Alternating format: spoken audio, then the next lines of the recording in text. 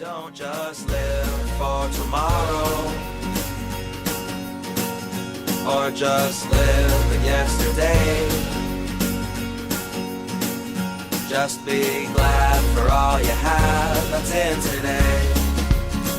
And though you've come through many obstacles. Hey everyone, Connie here, and welcome to my blind reaction to The Boys, Season 2, Episode 7. So last time, we found out that Stormfront, not too surprisingly, but also just maybe a little surprisingly that she's that far, but we found out that she's a Nazi, like a literal Nazi. That she was born in 1919 in Germany. I believe it was 1919. And that she was a literal Nazi. She was the first super created. And yeah. That she's even more twisted than we thought. Meanwhile, we had a little raid on this home living community. And it's found out that the community is actually a kind of home for adult supers who are given Compound V and all that to kind of be tested on because they're given Compound V as an adult. It doesn't normally take as well, so they have to be experimented on, they have to be tested and everything to make sure that it can stick, because they want to be able to make it so that they can use this on adults as well and just make superhumans all willy-nilly without having to make them as babies and all. Which is a frightening aspect, for sure. One that I'm definitely interested to see continue on. The idea of that. I want to see what happens with that storyline is what I'm saying. And in the midst of it, we have Lamplighter, played by Shawn Ashmore, who is working there, and we get to see kind of him start to fight between our heroes and everything, but then it kind of just goes into a stalemate where they have to work together. He and Frenchie have history. We got a lot of Frenchie backstory last episode as well, finding out that when Mallory's grandchildren died, Frenchie blamed himself because he wasn't there. He had been tailing Lamplighter, who was the one we find out who killed Mallory's grandchildren, but he had to leave temporarily because his best friend was ODing. And although he went back half an hour after, it was too late. And so he's had a lot of guilt eating him up since then. And has been able to work out a lot of emotions through this entire situation. And we also see that Lamplighter himself has had a lot of guilt going through this. He thought he was taking out Mallory. He didn't know he was taking out some kids when he basically just set the bed on fire. So it scarred him too, which, mind you, what he still did was just undeniably wrong and evil. But still, Frenchie is willing to vouch for him and say, it's better to let him just live with this than to just kind of give him what he wants and take him out. Because we see that he does feel like he wants to kind of just be, he's fine with being killed. He kind of just wants all of that to end. Meanwhile, when a prison break, you could call it, happened at the facility, while everyone was inside, Huey and Starlight and Butcher were all on the outside. One of the soups got free and ended up accidentally attacking them, which caused Huey to get pretty badly injured. So Butcher and Starlight had to try and find help. They ended up flagging down a car, which was driven by Jason Gray Stanford, who I did not expect to have a cameo in this. Like that was fun. Like I said last time, I grew up watching Monk, and it's like his role was always one of the funniest for sure. He was just this really funny, likable character with Randy Disher, and I just really enjoyed seeing him in this.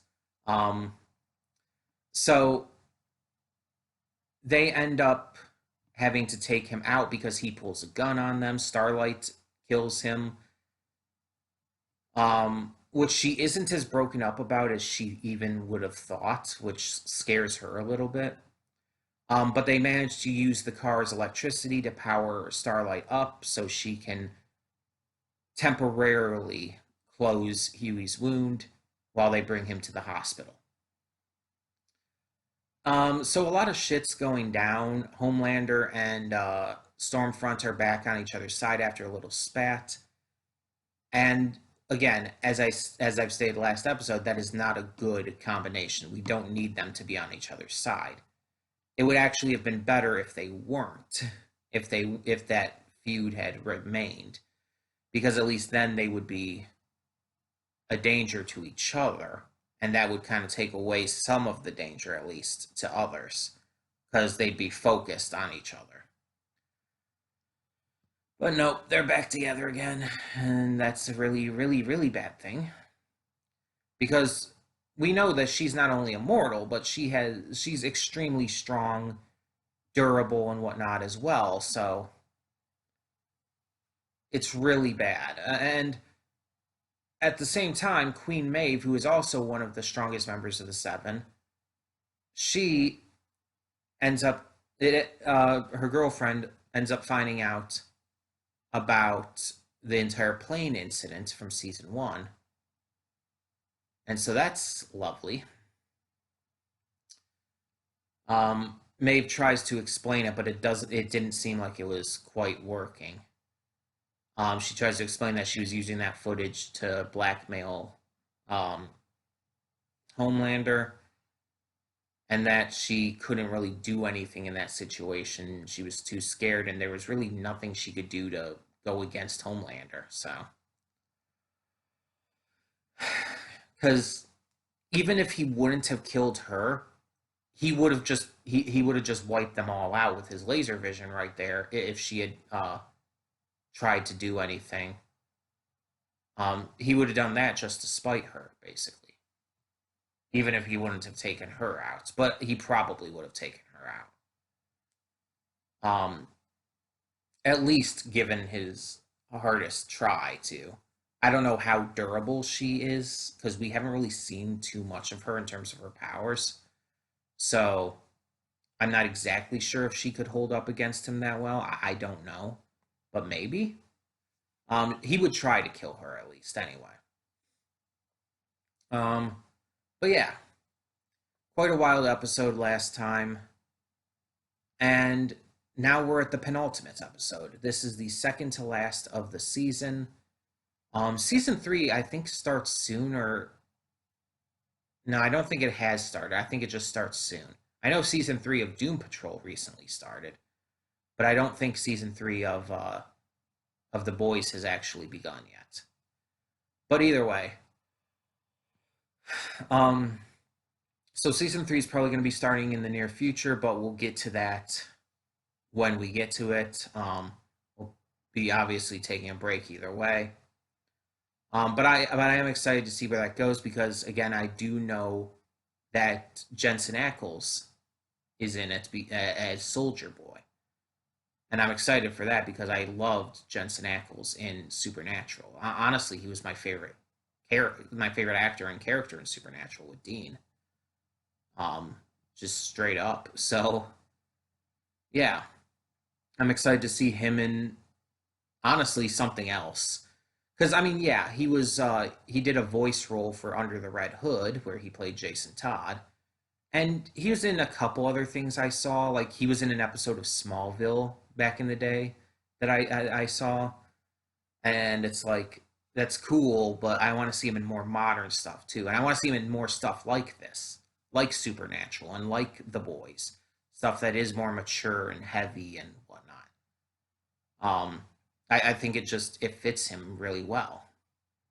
Also, he played Batman in something recently, didn't he? I think it was The Long Halloween. I haven't actually seen that yet, but I think he played Batman in that. But yeah, so I am excited for when that comes. But we still do have to finish off this season. We have this episode and next episode, and shit's gotta go down, right? Like, shit has gotta really go down. Because we saw how season one ended. And they're going to want to have stepped it up. So, what is going to happen to make these final episodes, these final 2 episodes, really go off the wall? I'm excited to find out.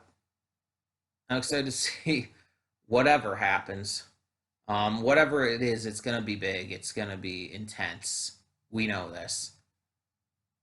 So, yeah, let's just get this going and see. So, when the screen fades to black, pause this redirect and go to the description below. Follow the link to the reaction, and after you watch it, come back here to the redirect and resume play.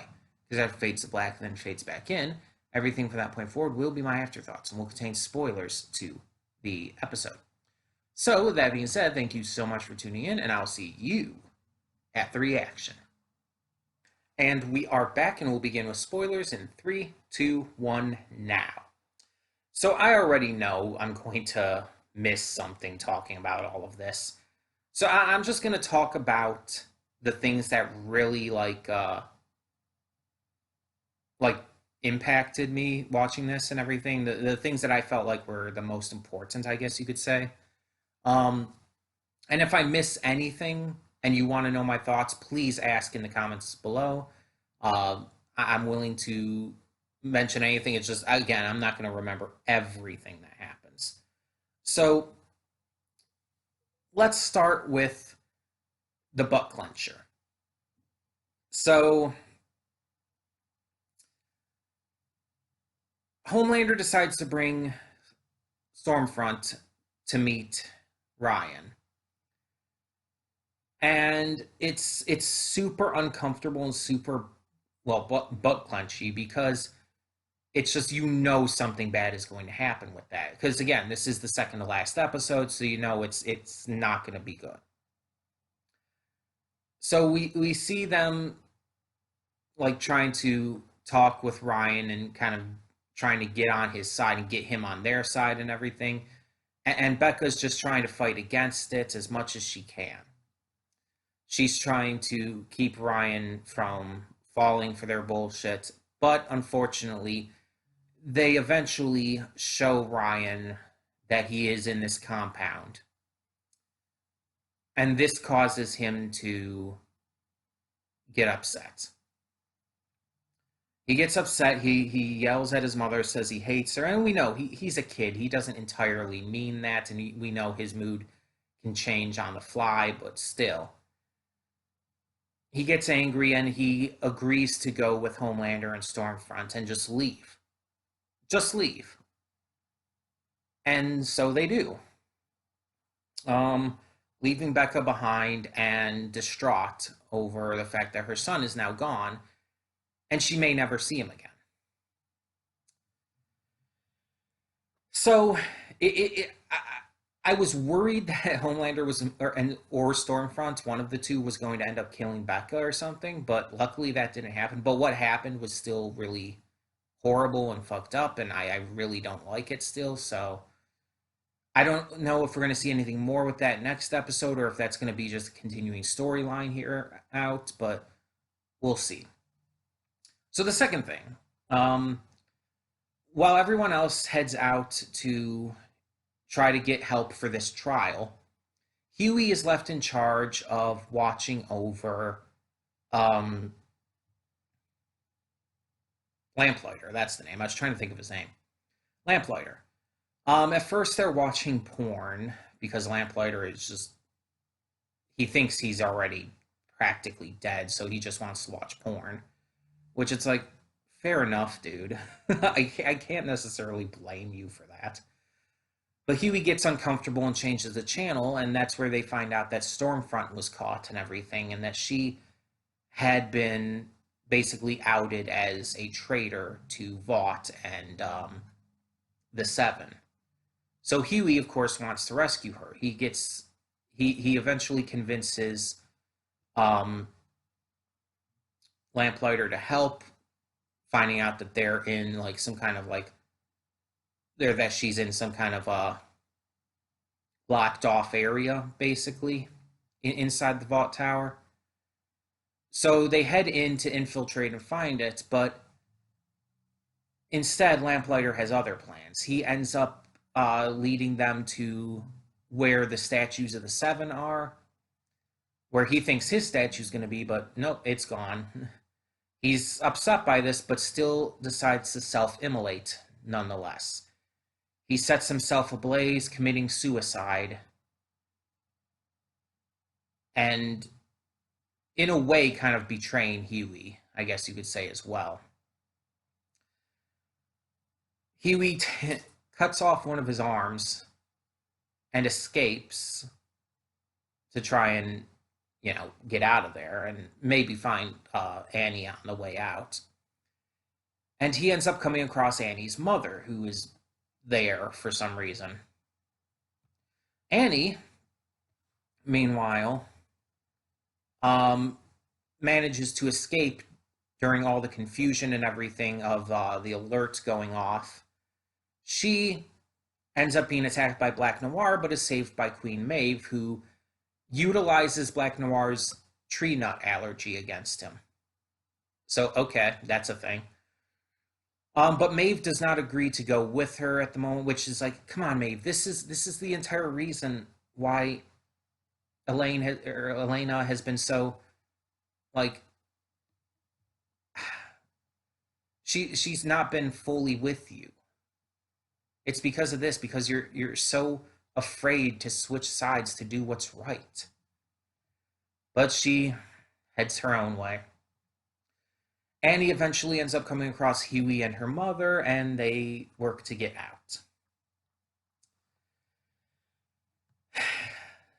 Butcher, meanwhile, visits his mother and finds out his father is alive. She had told him he had passed away. And he has a very troubled fight with him. And his father is played by the actor who played Denethor in Lord of the Rings, so that's fun. And I mean, Karl Urban was in Lord of the Rings as well, so they've worked together before. Did they interact? Did their characters interact? I'm not 100%. It's hard for me to remember everything from Lord of the Rings because those movies are just so fucking long. They are so long, and I just don't remember everything. And I've read the books too, but it's still, it's just impossible to remember every little thing. But yeah. So while that's happening, the rest of the boys are off to visit with Vogelbaum, trying to get him to help. Mallory, well, actually, I think it's just Mallory and Milk. They're trying to get him to help either way, but unfortunately, they can't really get him to agree. So Butcher hears about this and goes off himself and does manage to get Vogelbaum agreeing to testify at the hearing. Frenchie and Kimiko are making some major progress, with Kimiko finally starting to let Frenchie in enough to teach him the hand language, even if it's just something as simple as gun at first. I think it was something like this. I don't remember exactly, but something like that. And yeah, it's really sweet. Like I've said, they're kind of my favorite relationship dynamic in this series, so I'm really great to see that progressing. And we get to see